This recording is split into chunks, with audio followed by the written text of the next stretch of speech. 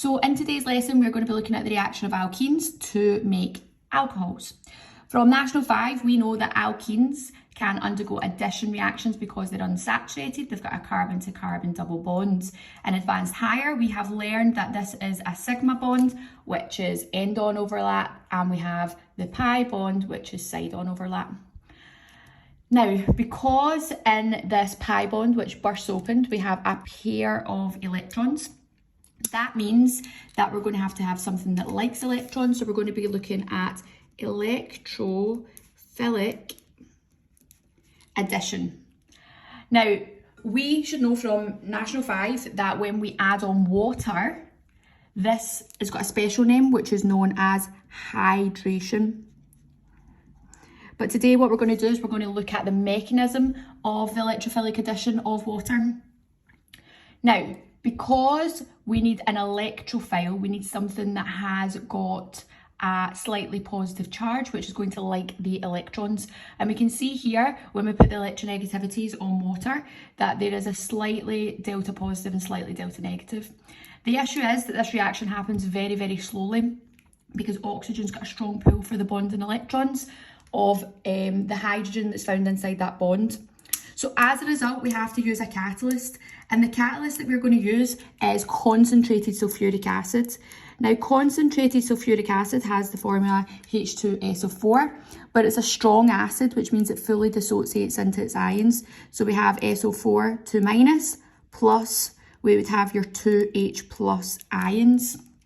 Now, because this fully dissociates, it means that these ions are always going to be available. And what we can see there is that it has a positive charge, and this is what's going to start the reaction. So if we put one of the hydrogen ions, which are here, the pair of electrons which are found in the pi bond are going to be attracted to the hydrogen ion. Now, in this example, we don't have to use a Markovnikov's rule because this is a symmetrical alkene. So I'm just going to add it to the left. So that means that we would have shown the hydrogen ion adding to one of the carbons. Because this carbon gave up its electron to allow this carbon to form a bond with the hydrogen, this becomes our carbocation. Now, what likes positives is negatives. So now what we're going to do is we're going to add our molecule of water onto our page. And we've got the differences in electronegativity. This is delta negative, this is delta positive. And remember that water has two lone pairs. Remember, the only particle that's able to move in an atom are the electrons. So we're going to draw an arrow moving from a pair of electrons on the water molecule to stabilise the carbocation, which would result in the water being added to this position. Now, that water molecule, the oxygen gave up an electron to the carbon, which means that now the oxygen becomes positively charged. Again, if we're putting the differences in electronegativity, we've got 3.4, 2.6 and 2.2. Looking at the electronegativities of the elements that are attached to that oxygen atom, which has the positive charge. Oxygen's got a high electronegativity, so it can pull the bonding electrons closer to itself. What's going to happen is it's going to take the electron, which is found in the bond between the oxygen and the hydrogen, because hydrogen's got a low electronegativity, and it's going to take that to stabilise itself, kicking off the hydrogen ion. So this would result in our product being formed, which would be our alcohol. And what we can see is this would be ethanol. But this hydrogen here, which lost its electron in the bond, is kicked off again. Now, remember at the beginning, we did say that sulfuric acid was acting as a catalyst. We know that a catalyst takes part in the reaction, but remains unchanged. So we've got a hydrogen ion at the beginning, and then we've got a hydrogen ion given off at the end. So this is the mechanism for the electrophilic addition of water, which is known as a hydration mechanism for our advanced higher. So in this example, we are going to be looking at the electrophilic addition of water to an unsymmetrical alkene, such as but-1ene. Now on the left-hand side, you can see that the product of hydration would produce butan-1O and butan-2O. Now these are isomers, which have the same molecular formula but a different structural formula. What we're going to do in today's lesson is to identify which would be the major product, which one we're going to make most of, and the minor product. Now, from the previous part of the video, we know that it's got to be an acid catalyzed reaction. So we use the H+ ions, which are provided by the concentrated sulfuric acid, to start the mechanism. The electrons which are found in the pi bond are going to form a bond with the hydrogen ion. Now we've got an option for the hydrogen to either add to carbon number 1 or carbon number 2. And we know that both of these isomers are formed, but we just want to know which one would be the major or the minor product. So here I have added the hydrogen to carbon number 1, and here I've added it to carbon number 2, which means the other carbon becomes the carbocation centre.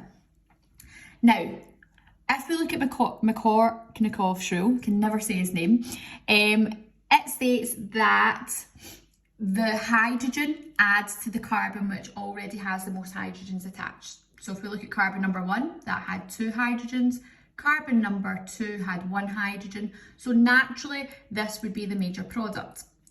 Okay, this is the intermediate step for that. However, we need to understand why that is the case. So what we want to look at is we want to look at the carbocation to see which one's more stable. This carbon is a secondary carbocation because the carbon which has got the ion has 2 carbons attached to it. So let's imagine that like 2 bouncers.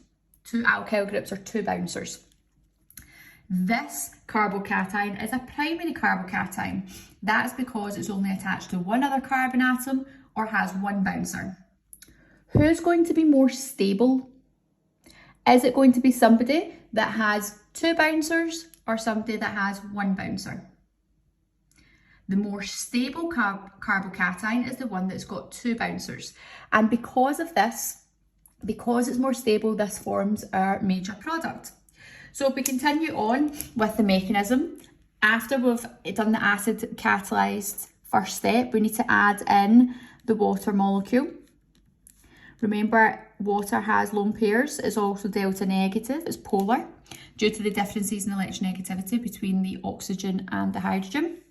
The electrons move from the water to the carbocation, and that would result in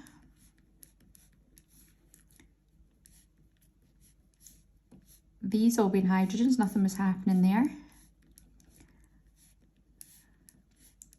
But the water molecule, which I'm just going to do in another colour, being attached, and the oxygen now becoming our positively charged particle. Now, because oxygen's got a high electronegativity, it can take the electrons from the bond between the oxygen and the hydrogen. It can take the pair of electrons to stabilise itself, and that would result in our product where the hydroxyl group is found on position 2. And this would give us butan-2O, which would be our major product. So this one is our major. And following the same mechanism, but on the right-hand side, that would produce our minor product, which would be our butan-1O. So you can skip the video if you want at this point, but I'm going to go through that mechanism. You can pause the video, have a go yourself if you wish. So I've got that water molecule, which has got 2 lone pairs. The electrons go from the oxygen to the carbocation centre. That would result in the water molecule being added to position 1. So that's carbon with position 1.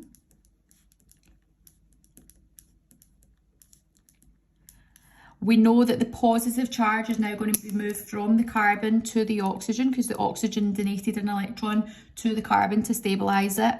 And then the oxygen, due to its high electronegativity, will take the bonding pairs, the electrons between the oxygen and the hydrogen, to come off, and that would result in